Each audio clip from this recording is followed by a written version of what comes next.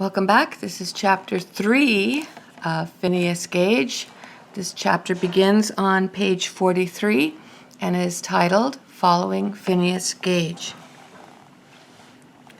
You might follow along because I'll give some vocabulary words here. The story of Phineas Gage is famous, and when people repeat famous stories, they have a tendency to improve them. The famous story about Phineas says that after hanging around the Boston Medical School for weeks, he grows bored and restless. Phineas takes back his tamping iron and hits the road, traveling from city to city through New England and ending up at P.T. Barnum's American Museum on Broadway in New York City. Barnum's museum has nothing to do with our modern idea of a museum. It's a freak show.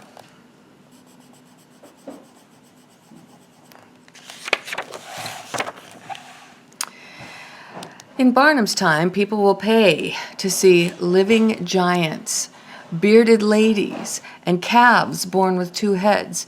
People have always gawked at strange and unusual things. Barnum's special genius is improving the unusual. Hype and humbug make Barnum's museum a roaring success.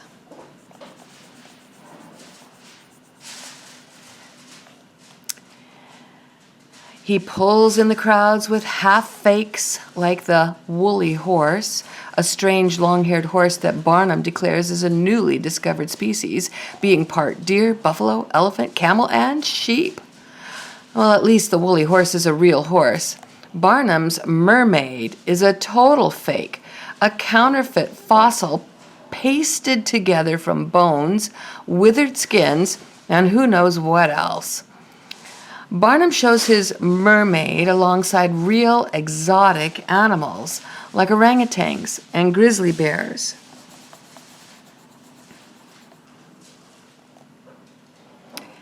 Barnum floods the exterior with the brightest lights in all of New York. Inside, the lighting is deliberately dim. The noise is deafening with actors, jugglers, and glassblowers working the crowd. In this wild scene, would anyone notice an ordinary-looking young man with a bad scar on his forehead holding an iron rod? It is said that Phineas exhibited himself and his tamping iron at Barnum's. The most colorful description of Phineas at Barnum's museum comes from Alton Blackington, a Boston radio and TV reporter who broadcasts his account a century after Phineas's death.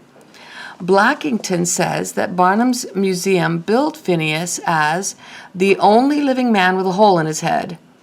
According to Blackington, the poster and one-sheets depicted a husky young man smiling broadly in spite of a huge iron bar which stuck out of his head. Actually, of course, the iron bar no longer protruded from Gage's head, but he had it with him, and another skull also perforated. During his sideshow performances, he would shove the long iron through the holes in his extra skull to demonstrate just how he was injured.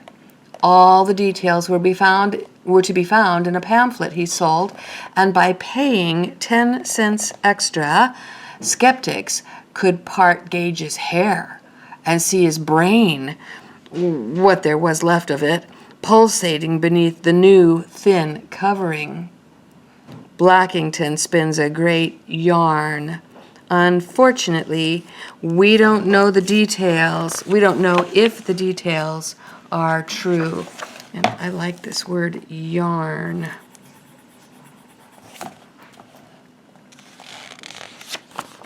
We don't know if the details are true. Phineas's mother did tell Dr. Harlow that after leaving Boston, Phineas and his tamping iron visited most of the larger New England towns and New York, remaining a while in the latter place at Barnum's with his iron. But that's as far as the details go, and Blackington's sources can't be found. In our time, Professor Malcolm Macmillan, an Australian psychologist who is the world's leading expert on Phineas Gage, makes a massive effort to track down the story. Professor Macmillan turns to experts on Barnum, old newspaper files, contemporary diaries, and circus museums. He can't find Phineas anywhere. As far as Professor Macmillan can determine, Dr. Harlow is the only reliable source. Dr. Harlow says that after Phineas leaves Boston in 1850, he gets information about his former patient only from Phineas's mother. Her name is Hannah Tressell Swetland Gage. She says that Phineas returns from New York to the family's New Hampshire home early in 1851 to work for Mr. Jonathan Currier in his livery stable in the nearby town of Hanover. I bet we need to look up what livery is too. Whatever Phineas's problems with people, he gets on well with horses. He works in Currier's stable for a year and a half. His health is good, his mother remembers. He seems happiest with children and animals. And then, in 1852, he meets a stranger in Hanover who has big plans to set up a stagecoach line in South America between Valparaiso and Santiago, Chile. He could use a man who's experienced with horses. In August 1852, Phineas leaves New England forever, bound for Chile and a new life as a stagecoach driver. Here the evidence fades out for a time. His mother recalls only that Phineas talked about driving 6-horse teams for this coach line on the bottom of the world. She doesn't recall the stranger's name, but there is a small clue in the August 1852 order books of the Abbott Downing Company of Concord, New Hampshire. In 1852, Abbott Downing makes the finest and toughest stagecoach in the world. This Concord coach is the famous Wild West stage, hauling mail and passengers over the plains and across deserts. In 1852, the Abbott Downing Company books show that a Mr. James McGill ordered a Concord stage for a new coach line that he was organizing in Valparaiso, Chile. Was James McGill the stranger who hired Phineas? Professor Macmillan is still looking for evidence in New Hampshire or Chile, but he says it's possible.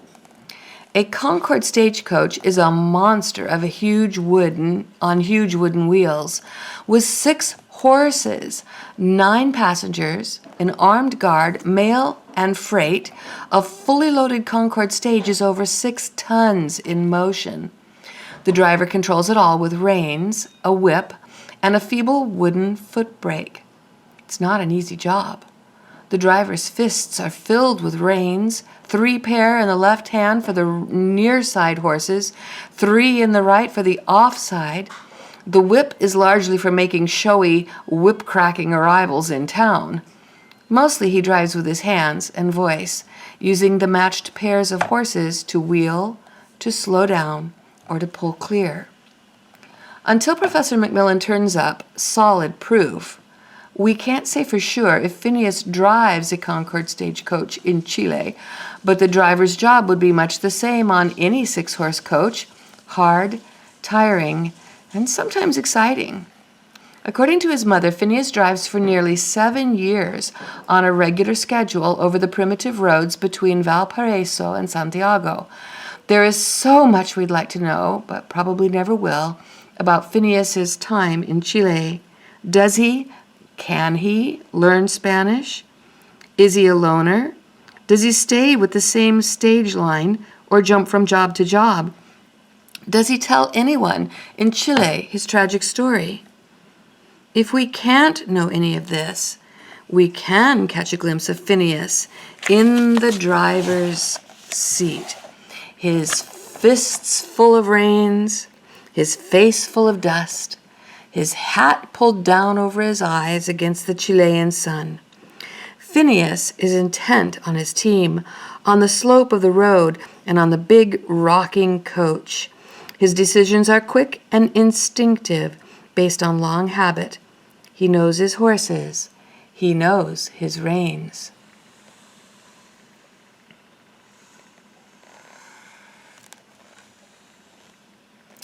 Well, we know one other thing about Phineas in Chile. He has his tamping iron with him. Stowed under the seat or ready to hand, the tamping iron goes everywhere Phineas goes. In 1859, Phineas washes up on his family's doorstep in San Francisco. His mother has moved to California from New Hampshire to be with her youngest daughter, Phoebe, and her new husband, David Shattuck. In July, a very sick Phineas gets off a boat in San Francisco and somehow finds his way to the Shattuck house. Phineas is in feeble condition. His mother says much changed since she last saw him in New Hampshire. Phineas tells his mother that he is only suffering from the voyage. He has been terribly seasick on his first voyage from Boston to Chile. In 1852, he tells her he had been terribly seasick. He will get over this. It takes months, but he seems to fully recover. In San Francisco, Phineas is not a good invalid. He hates resting. He has worked hard all his life on the family farm, on the railroad, in the livery stable, and on the Chilean stagecoaches. As Phineas gradually feels better, he wants to go right out and get back to work. Finally, Phineas takes a job plowing for a farmer near the little town of Santa Clara. Phineas tells his mother that he has no trouble with the farm work, but he soon quarrels with the farmer. He moves to another farm, and then another. Phineas is always finding something which did not suit him in every place he tried, said his mother. That February he is back in San Francisco for a visit. At the dinner table he suddenly falls into a fit. A fit is an epileptic seizure. Epilepsy is not a disease but a complex of symptoms. Basically, a seizure is an electrical storm in your brain's nerve cells.